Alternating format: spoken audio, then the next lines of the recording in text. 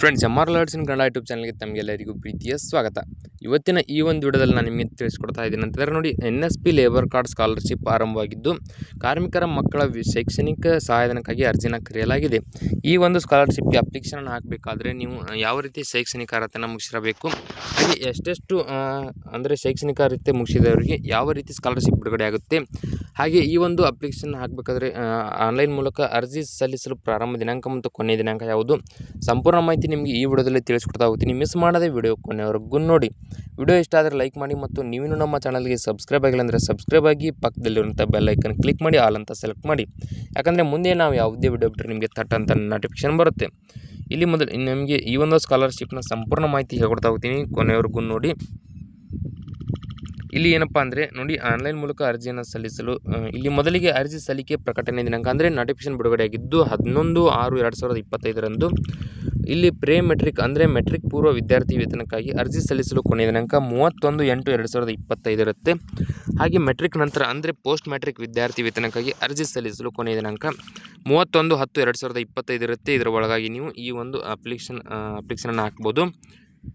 ನಂತರ ಇಲ್ಲಿ ಅರ್ಜಿ ಸಲ್ಲಿಸಲು ಬೇಕಾಗುವ ಅರ್ಹತೆಗಳನ್ನು ನೋಡ್ತಾ ಹೋಗಿ, ಪ್ರತಿಯೊಬ್ಬ ವಿದ್ಯಾರ್ಥಿಯು ಕೋರ್ ಬ್ಯಾಂಕಿಂಗ್ ವ್ಯವಸ್ಥೆ ಮತ್ತು ರಾಷ್ಟ್ರೀಯ ಎಲೆಕ್ಟ್ರಾನಿಕ್ ನಿಧಿ ವರ್ಗಾವಣೆ ಅಂದರೆ NEFT ಸೌಲಭ್ಯಗಳನ್ನು ಹೊಂದಿರುವ ರಾಷ್ಟ್ರೀಯಕೃತ ಪರಿಶಿಷ್ಟ ಹಾಗೂ ಸಹಕಾರಿ ಗ್ರಾಮೀಣ ಖಾಸಗಿ ಬ್ಯಾಂಕ್ನಲ್ಲಿ ಆಧಾರ್ ಸಂಯೋಜಿತ ವೈಯಕ್ತಿಕ ಉಳಿತಾಯ ಬ್ಯಾಂಕ್ ಖಾತೆಯನ್ನು ಹೊಂದಿರಬೇಕು.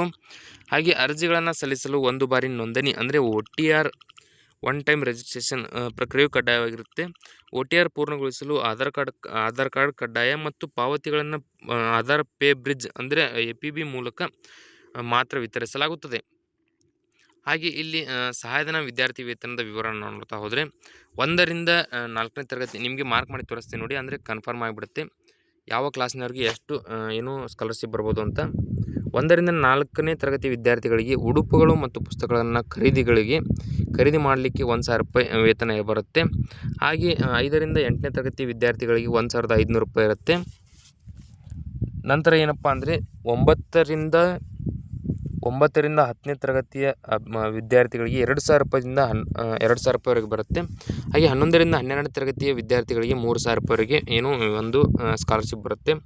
ಹಾಗೆ ITI, ಪಾಲಿಟೆಕ್ನಿಕ್ ಮತ್ತು ಪದವಿ ಅಥವಾ BSc ಕೃಷಿ ಸೇರಿದಂತೆ ಎಲ್ಲ ಕೋರ್ಸ್ಗಳಿಗೆ 6,000 ರೂಪಾಯಿ ಬರುತ್ತೆ. ಹಾಗೆ ವೃತ್ತಿಪರ ಕೋರ್ಸ್ಗಳಿಗೆ ಏನಪ್ಪ ಅಂದರೆ 25,000 ರೂಪಾಯಿ ಈ ಒಂದು ಲೇಬರ್ ಕಾರ್ಡ್ ಸ್ಕಾಲರ್ಶಿಪ್ ಬಿಡುಗಡೆ ಆಗುತ್ತೆ.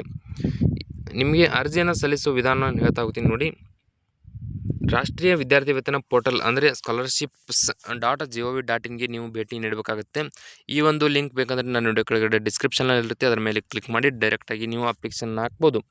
ಇಲ್ಲಿ ನೋಡಿ, ವಿದ್ಯಾರ್ಥಿ ವೇತನಕ್ಕೆ ಅರ್ಜಿ ಸಲ್ಲಿಸಲು ವಿದ್ಯಾರ್ಥಿಗಳ ಲಾಗಿನ್ ಅಂದರೆ ಸ್ಟೂಡೆಂಟ್ ಲಾಗಿನ್ ಅಂತ ಇರುತ್ತೆ, ಅದರ ಮೇಲೆ ನೀವು ಕ್ಲಿಕ್ ಮಾಡ್ಕೋಬೇಕಾಗುತ್ತೆ. ನಂತರ ಅರ್ಜಿಯಲ್ಲಿ ಕೇಳಲಾಗುವ ಸ್ವಭಾವ ವಿವರ ಹಾಗೂ ಶೈಕ್ಷಣಿಕ ದಾಖಲಾತಿಗಳನ್ನು ಅಪ್ಲೋಡ್ ಮಾಡ್ಕೋಬೇಕಾಗುತ್ತೆ. ಅಂದರೆ ನೀವು ಅಪ್ಲಿಕೇಶನ್ ಹಾಕಬೇಕಾದ್ರೆ ನೀವು ಯಾವ ಕ್ಲಾಸ್ಗೆ ಅಂದರೆ 10ನೇ ತರಗತಿ ಮೇಲೆ ಹಾಕ್ತಾಯಿದ್ದೀರೋ ಅಥವಾ PUC ಮೇಲೆ ಹಾಕ್ತಾಯಿದ್ದೀರೋ ಅದನ್ನು ನಿಮಗೆ ಕೇಳುತ್ತೆ, ಅವುಗಳನ್ನು ಕರೆಕ್ಟಾಗಿ ಅಪ್ಲೋಡ್ ಮಾಡಬೇಕಾಗುತ್ತೆ. ನಂತರ ಅಪ್ಲಿಕೇಶನ್ ಹಾಕಿದ ನಂತರ ನಿಮ್ಮ ಒಂದು ಅಪ್ಲಿಕೇಶನ್ ಪ್ರಿಂಟ್ ಏನು ಬರುತ್ತೋ ಅದನ್ನು ನೀವು ಡೌನ್ಲೋಡ್ ಮಾಡ್ಕೋಬೇಕಾಗುತ್ತೆ.